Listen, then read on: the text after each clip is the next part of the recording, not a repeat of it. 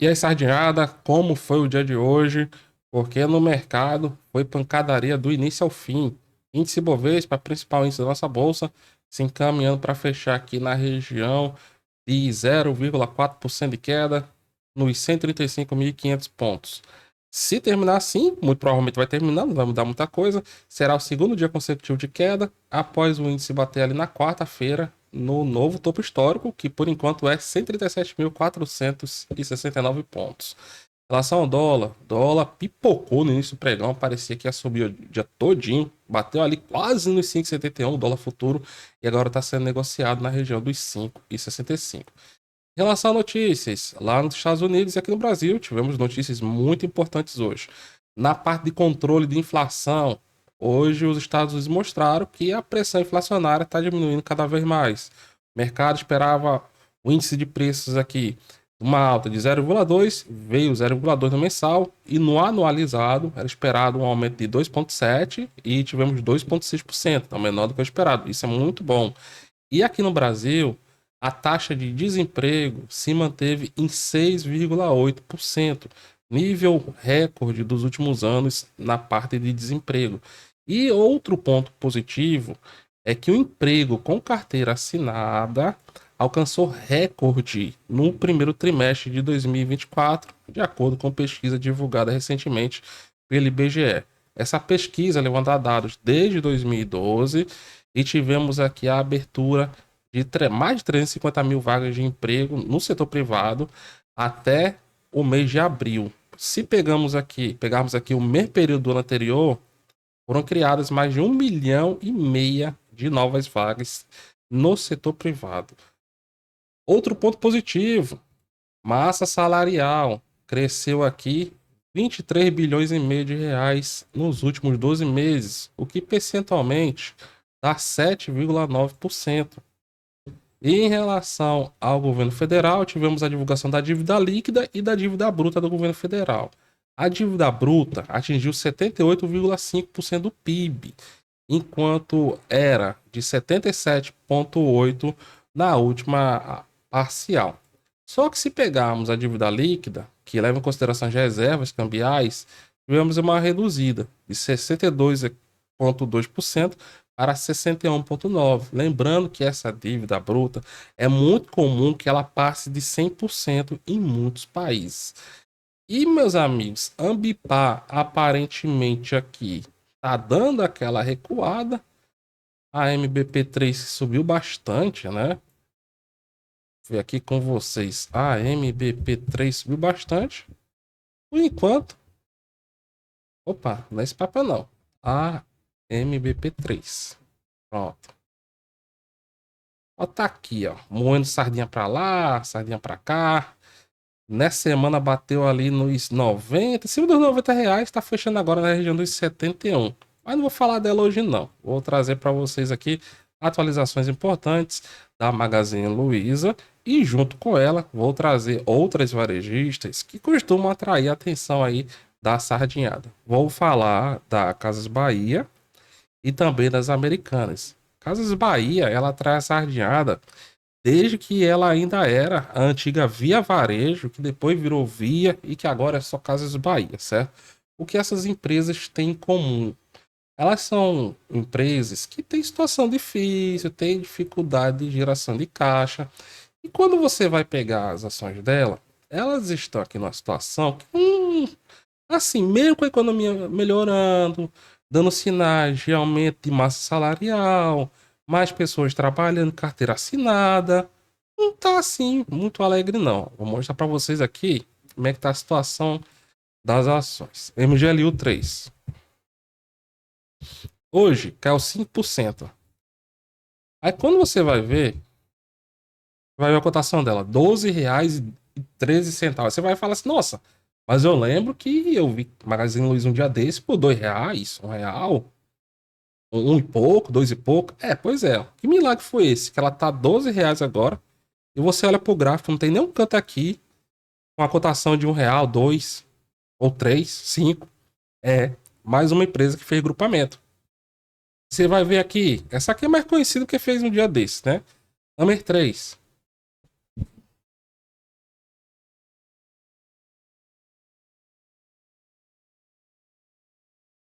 Amer 3, se você for olhar hoje, né? Ela tá aqui, caindo 3% hoje, 5,78. A gente sabe que ela fez um grupamento e um grupamento bem forte, de 100 para 1 esses dias, né? E veja aqui, ó, como a ação tá mortinha, só esperando para dar um pulo aqui, ó. E a outra, Bahia 3. Outra que também fez grupamento. Bahia 3, ó. Então o que, que a gente vê nessas ações? Todas, certo? Todas. Gráfico apontando para baixo. Casas Bahia. Americanas. Desde o início do ano deu um mergulho forte. Principalmente agora, depois que anunciou lançamento de muitas ações, grupamento. E aqui, ó, Magazine Luiza. Certo? Todas apontando para baixo. O que, que eles vão ter em comum, então? Varejo e grupamentos, ó. O último, como eu disse, das Americanas, que está em vigor desde o dia 26 de agosto, foi o último dia antes do grupamento, certo? E dia 27 foi o primeiro. Grupamento de 100 para 1. Magazine Luiza também não foi muito longe, não, ó. Documento de março. Ela fez um grupamento de 10 para 1. Só não foi tão violento assim, né? 10 para 1 foi o grupamento dela.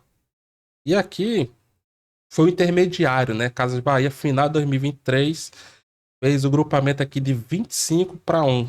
A cada 25 ações se transformaram em uma. E todas elas, sem exceção.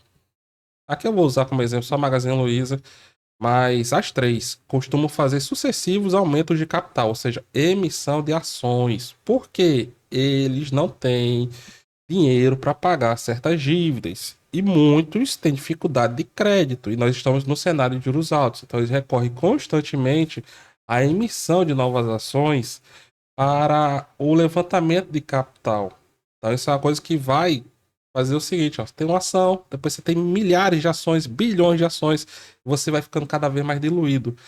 E Casas Bahia, ela não está em recuperação judicial, ela está em recuperação extrajudicial. Ao contrário das Americanas, que está em recuperação judicial. Magazine Luiza está em recuperação judicial ou extrajudicial. Dessas três, ela é a menos pior nesse quesito. Ela acaba tendo um balanço, vamos dizer assim, mais resiliente ou pelo menos menos ruim do que em relação às suas congêneres. E as Americanas, ela se superou em todos os critérios. Acho que eu nunca vi. Acho não, é certeza. Não posso falar com certeza, mas que eu lembre sim. É a maior quantidade de ações emitidas que eu já vi em toda a minha vida. A empresa emitiu mais de 18 bilhões 815 milhões de novas ações a R$ 1,30 para a conversão de dívidas. E ainda tem aqui, ó, 6 bilhões 271 milhões de papéis que podem ser convertidos via bônus de subscrição. Isso aqui dá o quê? 25 bilhões de novos papéis. 25 bilhões. Aí quando você faz o grupamento, né? Ele foi de 100 para 1. Então foram 25 bilhões que vão se transformar em 250 milhões de papéis. Não é uma quantidade tão absurda, né? Mas você tem que lembrar, e é isso aqui depois de um grupamento de 100 para 1. Então veja como isso aí vai diluindo bastante o valor, né? O patrimônio das ações. A questão é essa, é patrimônio. Uma coisa é você investir em empresa que valorize seu patrimônio. Vamos pegar aqui para um papel que tá se arrastando agora, né? Petrobras, ó. Não tô comparando varejo com petróleo, certo? Claro que não. Ó, o papel com a ponta pra cima. Deixa eu pegar outra aqui. Gerdau. Gerdau, ó. 2000 e... Porque Gerdau é bem antiga na bolsa, né? Ó, pra cima. Passa por vários períodos, ó, de queda, mas depois se recupera. Por quê? Aqui no caso da Gerdau tem explicação, né? Ciclo econômico, ciclo de minério de ferro, etc, etc. Metalurgia, economia mais aquecida, mas enfim. Ela atua num setor importante. E a empresa, no mais e no menos, é lucrativa. Enquanto o varejo é um segmento de imagens apertado, certo? E na Magazine Luiza, para piorar, nós tivemos aqui, ó, a atualização na recomendação de compra aqui. Na recomendação papel, na verdade, né? O Banco do Brasil Investimentos divulgou essa nova avaliação e foi destaque nesta semana nos principais portais do mercado financeiro. E qual a questão? Apesar dessa queda, fica sempre aquele questionamento, né? Ainda há espaço para recuperação? Eu acredito que sim, eu acredito que sim. Mas até essa recuperação acontecer, meus amigos, machuca tanto, machuca tanto. Vamos pegar, por exemplo, aqui a Magazine Luiza, né? Que é o objeto do vídeo. Vamos ver aqui, ó, por exemplo. Aqui eu vou ter 2011 para frente, ó. 2011 para frente. 2011 tava aquela crise, né? Começando os sinais de crise. 2013 se acentuou o papel que tava meio lateral, ó. O governo Dilma desabou até o que hoje a gente vai ver como sendo 30 centavos, certo? Mas na época não era essa cotação, não, porque o papel já passou por grupamento, já passou por desdobramento. Quer dizer, primeiro passou por desdobramento, né? Depois passou por grupamento. Mas me passou por vários juntando e depois separando os papéis. Agora juntou, o último movimento foi grupamento. E depois, 2016 disparou. Então isso aqui chamou a atenção de muita sardinhada que começou a comprar a Magazine Luiza como se nunca voltasse, fosse um papel aqui perfeito. Ainda mais ela fazendo dois desdobramentos de ações em aproximadamente um ano. Se eu não me engano, foi até menos de um ano, menos de 12 meses, o intervalo entre um e o outro.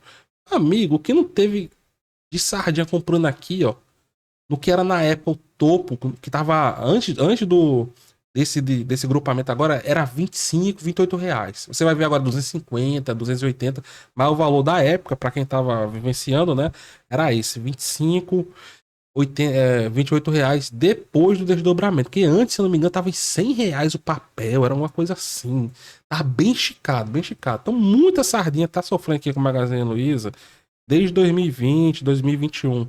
E muitos ainda entraram no bolo aqui no meio, ó, pensando que aqueles tempos daqui para trás iam voltar a acontecer. Só que isso aqui que aconteceu na Magazine Luiza, meus amigos, você vai encontrar em vários papéis, no momento de euforia. O mercado estava eufórico ali em 2016, até antes do coronavírus. Depois, já começou a se ajustar mais, bons papéis começaram a chamar mais atenção, certo? Então aqui, ó, que é que nós tivemos para o Magazine Luiza do BB? O BB Investimentos, ele cortou o preço-alvo da Magazine Luiza de R$ 36,80 para 20,30. Isso significa o quê?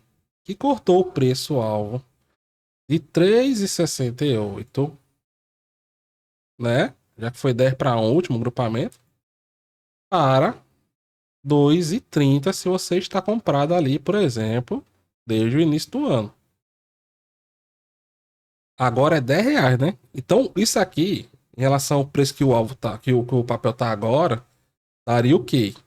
A uma valorização próximo de 50%. Não, tá nos 12, né? Dá menos. A reportagem, porque depois da reportagem caiu mais o preço. A reportagem a gente falou 35, mas vou arredondar aqui 40%, certo? Porque no dia que fechou, tava 13,20. Isso aí foi na quarta. Hoje, já tá em 12,16. Acho que não dá pra ver, não.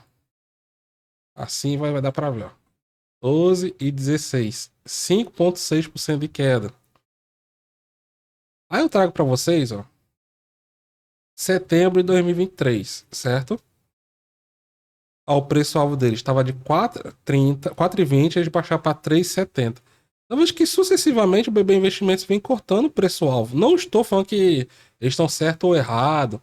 Outros provavelmente estão cortando também. Então quem vai por essa de preço-alvo pode sofrer um pouquinho, certo? Então, o que é que faz a Magazine Luiza sofrer aqui? O que faz sofrer todo o varejo de empresa que não dá resultado? É concorrência, é juros altos, margens pequenas. Isso aí atinge todas as empresas do setor. Agora, as menos preparadas, claro, que elas vão sofrer mais. É por isso, por exemplo, quando você vai olhar aqui os resultados das companhias, você vai pegar aqui as Casas Bahia com um prejuízo acumulado de 3,488 bilhões. E por enquanto ela não tem patrimônio líquido negativo, certo? Se vender aqui, se fizer todos os seus ativos e passivos, ela sobra 3,242 bilhões. Mas muitas vezes eles fazem isso com o quê? Mantendo esse patrimônio aí? Emitindo ações. Enquanto que as americanas o negócio já tá mais complicado, né? Que é nível hard, ó. Americanas, 44 bilhões 548 milhões de reais em prejuízos acumulados.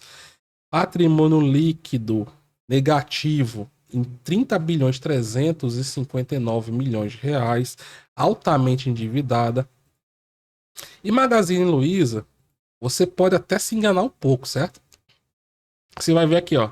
Ela tem de lucros acumulados 51 milhões e meio. Eu falei, nossa, ela não dá prejuízo. Dá prejuízo. Só que ela faz uma manobrinha, ela faz a absorção dos prejuízos, ó. Quando vira o ano, ela absorve. Ela pega e bota numa conta, ó. Vamos pegar aqui 2021, ó. Quase 500 milhões de reais em prejuízo. 2023. Tivemos aqui 895 milhões de reais em prejuízo. Então, o que que ela vai fazendo aqui? Ela vai mudando a conta.